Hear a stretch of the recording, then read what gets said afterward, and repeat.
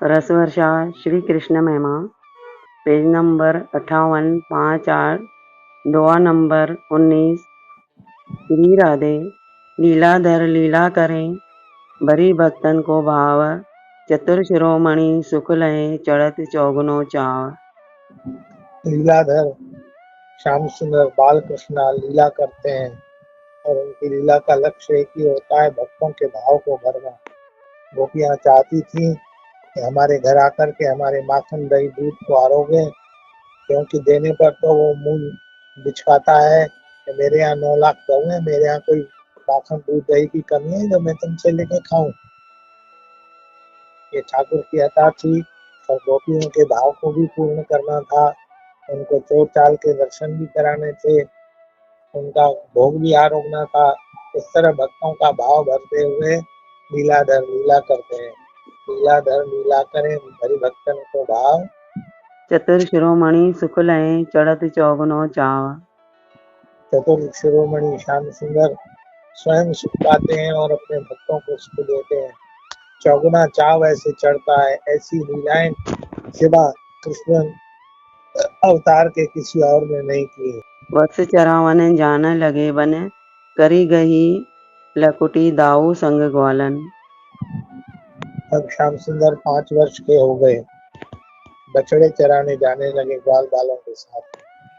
वत्स चरावन जाने लगे बन, कर गई लकुटी दाऊ संग ग्वालन। हाथ में बछड़ों को हाँकने के लिए लकड़ी और दाऊ दादा का हाथ पकड़ करके मैया ने दाऊ के हाथ में हाथ दे करके सौंपा है, ये नटखट है मेरा लाला, इसको वन में संभालना, यहाँ घर में तो मैं किसी तरह संभालती थी।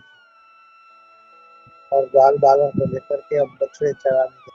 खेलत खावत धूम मचावत, नित्य प्रति नूतन खेल खिलावत। वन में बछड़े चरते रहते हैं, खेलते हैं और दोपहर में छाक आरोपते हैं ग्वाल बालों के साथ में। दोपहर का भोजन ले जाते हैं साथ में, खेलत खावत धूम मचावत आनंद मनाते हैं, बाल लीला कर रहे हैं ग्वाल बालों के साथ में। साक्षात परब्रह्म परमात्मा ग्वाल बालों को धन्य करते हुए वन में क्रीड़ा करते हैं। खेलत खावत धूम मचावत, नित्य प्रति नूतन खेल खिलावत। नित्य कोई नया खेल उसकी रचना करके ग्वाल बालों के साथ में खेलते हैं। उसकी सारी योजना श्याम सुंदर। बाल केली रस रम्यो कन्हाई, जो अज अगुन अनंत कहाई। बाल खेली अर्थात ग्वाल बालों के साथ में क्रीड़ा करने की खेल में, क्रीड़ाओं में रंग में रंग गए हैं, जो अजन्मा अखंड अनंत और परमात्मा कहलाता।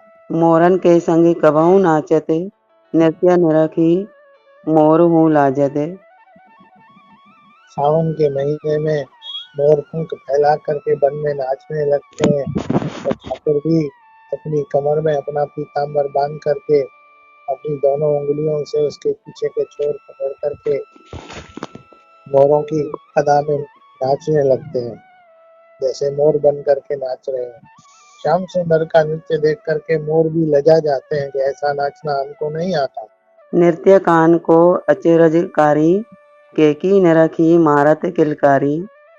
श्याम सुंदर का नृत्य बड़ा अचरजकारी होता है, अर्थात मोरों की अदा से भी उनकी अदा ज्यादा विलक्षण होती है।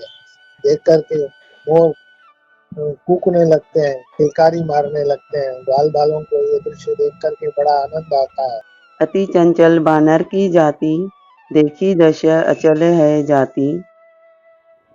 बानर बड़े चंचल होते हैं, वृंदावन के बानर तो विशेष ही चंचल होते हैं, क्योंकि श्याम सुंदर के साथ के बानर और रामावतार के बानरों में अंतर है। राम जी गंभीर हैं तो उनके बानर भी गंभीर है, लेकिन श्याम सुंदर स्वयं चंचल हैं तो उनके वृंदावन के बानर भी चंचल हैं। आज भी लोगों के चप्पल जूते और चश्मे और अब तो मोबाइल भी ले जाने।